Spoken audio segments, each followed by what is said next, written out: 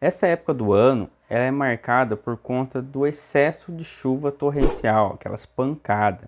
Consequentemente, a gente vê muita notícia de deslizamento de terra, colapso de muros de arrimo, contenções. É muito comum nessa época. Por conta dessa pancada de chuva, ela encharca muito o solo e leva qualquer contenção ao seu limite, ao seu extremo. E uma das situações que agrava bastante também é quando a gente já tem um muro de arrimo construído e o vizinho de baixo, principalmente quando o terreno é em declive, né, o loteamento ele vem descendo, o vizinho ele precisa fazer uma contenção nos fundos, aumentando ainda mais a altura da contenção total. Aí que entra um assunto bem complexo que eu vou tratar no vídeo de hoje de maneira simples para vocês entenderem os conceitos que são muito importantes nessa situação e que infelizmente a gente tem visto acontecer cada vez mais, beleza? Então se ficou curioso, aquele joinha que sempre ajuda o canal, não se esquece de se inscrever também e bora pro vídeo. Pessoal, esse vídeo ele está sendo dividido em duas partes. A primeira acabou de ser lançada lá no canal do Engenharia na Prática, do engenheiro Elber.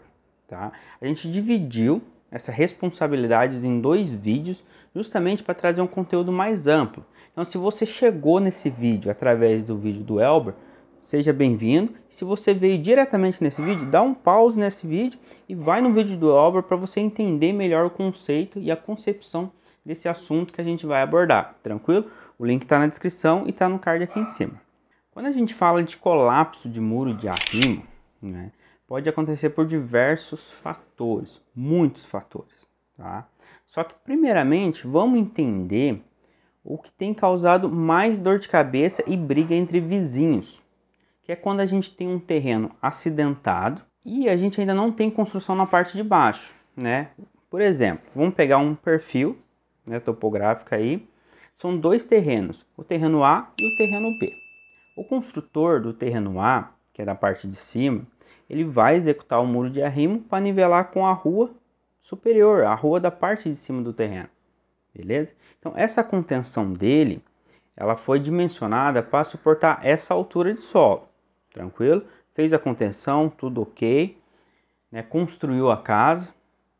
Aí tempos depois, muitas das vezes até anos depois, o vizinho de baixo ele decide construir. E aí? Antes da gente começar a construção da parte de baixo, vamos entender o seguinte aspecto técnico.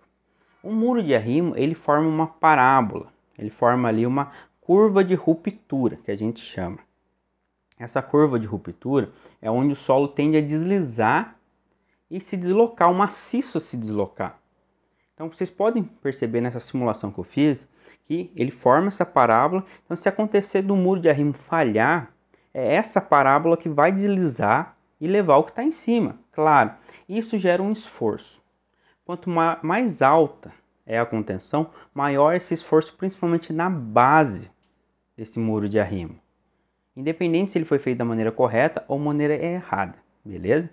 Agora, depois de anos, a gente vai construir no terreno B, no proprietário B. Aí que vem a grande questão, pessoal. Aí vem um erro que está acontecendo muito. Simplesmente chegam e cortam a prumo. O que vai acontecer quando cortar a prumo? Vocês lembram daquela curva de ruptura? Ela vai ampliar. Ela vai ficar muito maior, dependendo da altura, claro. Não vou entrar na questão de valores, mas a altura ela é muito importante, porque quanto mais alto, maior essa curva de ruptura, tá? E mais longe ela vai. Então, mais parte da residência ela vai pegar. Então, vocês comparando as duas curvas de ruptura, antes do corte e depois do corte, vocês vão ver que ela aumenta muito, consequentemente, a carga na base. Aí vem a grande pergunta. Tá bom, Felipe, mas então o cara do terreno B, ele é culpado? Nem sempre. Por quê? Se o cara do terreno B seguir os procedimentos corretos, fizer o seu muro de contenção correto, que é o primeiro, nunca corte a 90 graus, nunca. Sempre deixa um taludezinho em cima, pelo menos de 1 metro, e vem trazendo angulado, em ângulo. Por que a gente pede esse ângulo? Justamente para essa curva de ruptura, ela conseguir dissipar e distribuir na base embaixo do solo. É a primeira questão. Segundo, se você precisa cortar prumo, nunca passa do corte de 1 metro. Ah, Felipe, mas nesse caso vai descobrir a fundação do vizinho de cima. Porém, pessoal, o que a gente tem que lembrar é que também o vizinho de cima ele tem responsabilidades. A sua contenção ela precisa estar dimensionada com fator de segurança bom. Quando a gente fala de ruptura do solo e deslizamento, a gente tem um fator de segurança que a gente mede em números. Acima de 1, a gente leva em consideração que o talude ele não vai romper, ele não vai deslizar. Abaixo de 1, ele começa a entrar nessa área de deslizamento. Uma contenção segura ela tem que estar sempre acima de 2. Final. Durante a execução é aceitável até 1,5. Porém, depois de pronto tem que estar 2. Ou seja, tem que ter um fator de segurança aplicado. Primeiro ponto, a fundação dessa contenção. Ela precisa ter uma profundidade adequada. Segundo, quando a gente trabalha com mão francesa, ela tem que estar ancorada também numa fundação boa, uma fundação que ela tenha uma profundidade ok. Porque a estaca dessa fundação, a gente acaba confundindo com uma estaca de uma casa, que só trabalha com pressão. Mas nem sempre trabalha apenas com pressão, a gente tem a tração.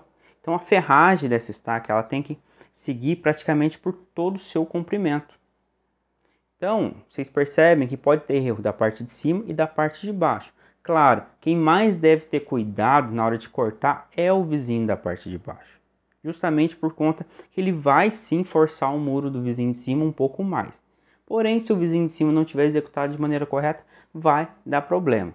Além da questão da fundação, da mão francesa, a gente tem algo que é muito negligenciado, que são os drenos.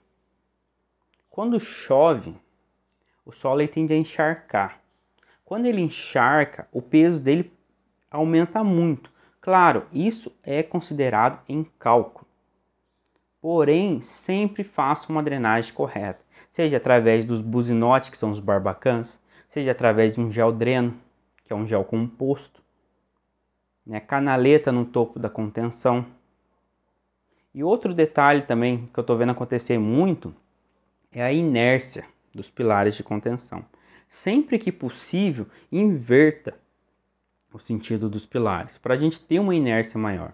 Porque o maior problema da contenção, dependendo da situação, é a falta de inércia dos elementos estruturais.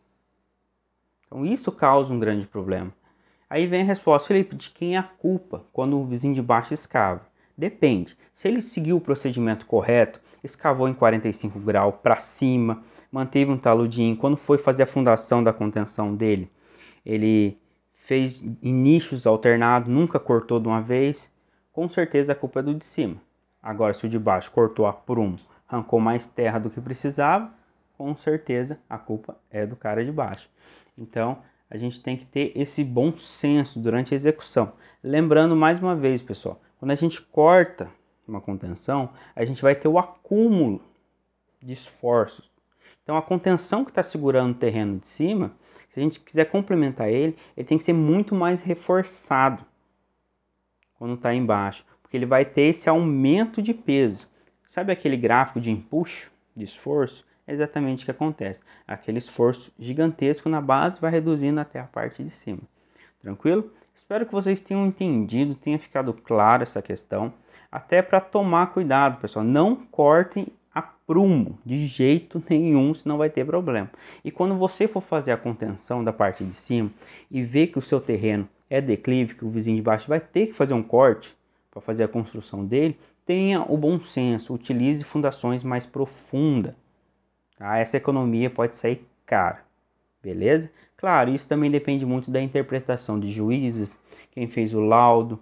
Então essa é uma questão judicial que ela se amplia muito, né? É uma discussão que a gente não vai entrar nela, porque ela não tem fim, beleza? Agradeço mais uma vez a atenção de vocês, essa parceria novamente aí com o engenheiro Elber. Então são 2 vídeos aí que com certeza vai agregar muito na vida de vocês. Beleza, pessoal? Um forte abraço, até o próximo vídeo e tchau!